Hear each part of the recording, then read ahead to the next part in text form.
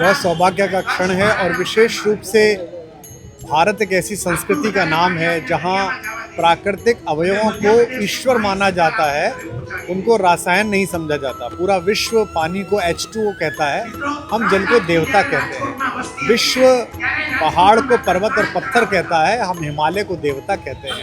विश्व वायु को विंड कहता है, हम उसे भगवान बजरंगबली के पूज्य पिता के रूप में संबोधित करते हैं।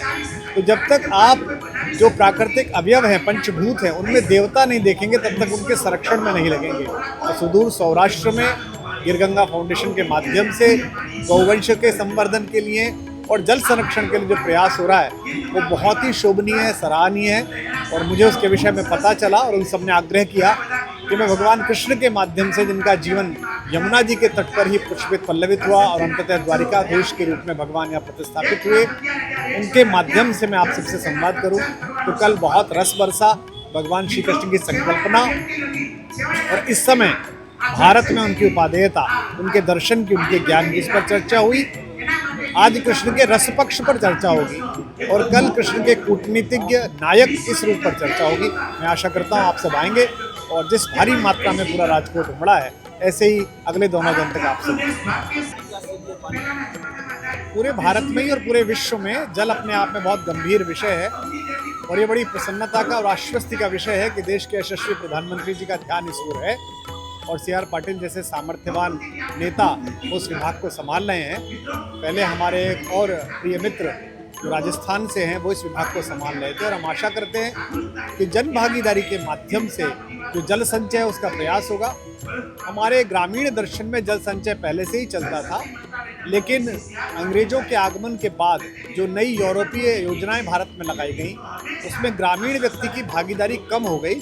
अब गांव के हर अंतिम व्यक्ति को सोचना पड़ेगा कि जितना इंद्रदेव कृपा बरसा रहे हैं, इंद्रदेव की सारी कृपा को अगर हम दोनों हथेलियां जोड़कर साथ में सामर्थ्य के साथ इकट्ठा कर पाएंगे तो आने वाली पीढ़ियों के लिए हम अच्छा कर पाएंगे। और मैं आशा करता हूँ जो संकल्प लिया गया है गिरगंगा मिशन की ओर से वो पूरे भारत में उसी प्रकार वो अगणित हो जाए, पूरा भारत उस ओर जाएगा तो हम जल संचय की दिशा में बड़ा कदम उठा सकते हैं। राजकोट में बहुत पहले से आता रहा हूँ, मुझे याद है आज भी 20-22 वर्ष पूर्व भी जब वजूभाई वाला साहब यहाँ होते थे तब भी मैं आया। जब प्रधानमंत्री जी मुख्यमंत्री थे तब भी सरगम क्लब के माध्यम से और अनेक प्रकार से होली के यहाँ कार्यक्रम होते थे। लेकिन निश्चित रूप से इतना बड़ा आयोजन, हजारों लोगों का जनसमूह और राजकोट के और सौराष्ट्र के सभी मानक लोगों की भूमिका यहाँ हुई है। मेरे समक्ष निजी आनंद का विषय यह है कि द्वारिका प्रदेश है, हम लोग ब्रज के लोग हैं, हमने हंसता गाता गुनगुनाता कन्हैया आपको सौंपा था, आपने उसे द्वारिकाधीश बनाया, इसका आभार भी है। जो रस पक्ष थोड़ा कम रह गया था उसे उड़ेलने के लिए ब्रज से एक व्यक्ति आया। बहुत धन्यवाद आपको। माननीय प्रधानमंत्री श्री नरेंद्र मोदी સાહેબનો એક સંકલ્પ છે અને એનું એક આહ્વાન પણ છે। એમને કહેવું છે કે જળ સંચય જન ભાગીદારીથી જન આંદોલનમાં પરિવર્તિત કરવું જોઈએ। સાથે સાથે એમણે કર્મભૂમિથી માતૃભૂમિ માટે પાણી માટે યોગદાન આપવું જોઈએ એવું આહ્વાન કર્યું। મને કહેતા આનંદ થાય છે કે 35 લાખ સાક્ષર લોકોએ CSR ફંડમાંથી પોતાના ડોનેશન કરીને પોતાના ગામમાં જે કામ કર્યા એના કારણે 35 લાખથી વધુ સ્ટ્રક્ચર આજ દિન સુધી બની ગયા છે। આ વર્ષે અમારું ટાર્ગેટ બીજા 65 લાખ એટલે કે 1 કરોડ સુધી પહોંચવાનો છે। સૌરાષ્ટ્રમાં પાણીની તકલીફો એ બધા એનાથી કોઈ અજાણ નથી અને છતાં રાજકોટ જેવા શહેરની અંદર ગીરગંગા ટ્રસ્ટમાં દિલીપભાઈ, એમની સાથે ભરતભાઈ ગોગરા અને બાકીના સાથીદારો મળીને ત્યારે 1,11,111 સ્ટ્રક્ચર બનાવવાનો સંકલ્પ કરે એના માટે રાજ્ય સરકારમાંથી શ્રી ભૂપેન્દ્રભાઈ પટેલ અને શ્રી કનુભાઈ દેસાઈ એ CSR ફંડમાંથી એમને 15 કરોડ રૂપિયા જેટલું માતબર દાન આપે અને એના કારણે ખૂબ મોટી વ્યવસ્થા સરળતા એ કામ કરવા માટે એ થઈ છે। આ સૌરાષ્ટ્રની પ્યાસી ધરતીને 1 થી 2 વર્ષની અંદર જ પણ તૃપ્ત કરવા માટેનો પ્રયત્ન આપણે થઈ રહ્યો છે। આખા દેશમાં જ્યાં પાણી વધારે છે ત્યાંથી જ્યાં પાણી ઓછું છે ત્યાં લઈ જવા માટેની યોજનાઓ રિવર લિંકિંગ સહિત અનેક પ્રોજેક્ટો એ માનનીય પ્રધાનમંત્રી શ્રી નરેન્દ્ર મોદી સાહેબના નિર્દેશનમાં અમારા મંત્રાલયમાં પણ થઈ રહ્યા છે. અલગ અલગ લોકો પણ એમાં કરી રહ્યા છે.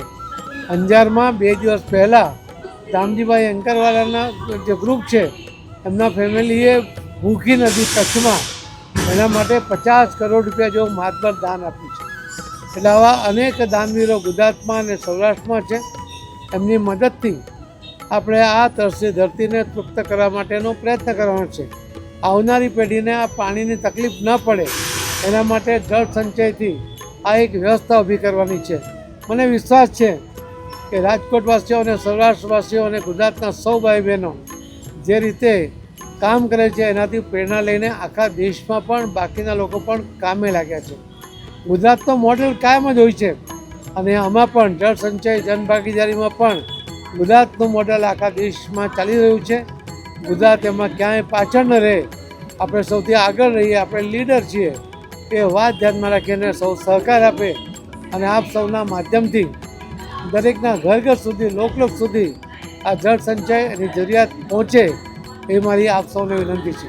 જળ સંચયથી તમે સહજતાથી પાણી જમીનમાં ઉતારી શકો છો અને એટલું જ પાણી તમને જ્યારે જોઈએ ત્યારે પાછું પણ મળી જાય છે. જે જળ તમે સંચય કરો છો એના કારણે ગામના કૂવા, ખેતરના કૂવા, બોરિંગ એનું પણ લેવલ ઊંચું આવે છે અને પાણીની ક્વોલિટી પણ સુધી જતી હોય છે. અને એટલા જ માટે જળ સંચય અત્યંત મહત્ત્વનું છે અને એની ગંભીરતા આપ સૌ પત્રકાર મિત્રો પણ જાણો છો. એટલા જ માટે ગંભીરતાથી આ વાત લોકો સુધી પહોંચે એ મારી વિનંતી છે. આજે ડૉક્ટર કુમાર વિશ્વાસ એમના કાર્યક્રમ દ્વારા લોકોને જાગૃત કરવા માટેનો પ્રયત્ન રાજકોટમાં ગીરગંગાના ટ્રસ્ટી છે દિલીપભાઈ, ભરતભાઈ એમણે આયોજિત કર્યો છે. મને કહેતા આનંદ થાય છે કે કુમાર વિશ્વાસ એમણે પહેલી જળકથા આ રાજકોટમાં કરીને આખા દેશને આવી જળકથા કરવા માટેની પ્રેરણા એમણે આપી છે અને ગુજરાત એમાં પણ લીડર બની છે. એટલા માટે સૌ રાજકોટवासियों ખૂબ ખૂબ धन्यवाद આપું. एक आह्वान किया था और उनका कहना था कि जल संचय जन भागीदारी को जन आंदोलन में परिवर्तित करना चाहिए. उन्होंने ये भी कहा था कि कर्म भूमि से मातृभूमि के लिए पानी में सहयोग करना चाहिए और उसका रिस्पांस मिला.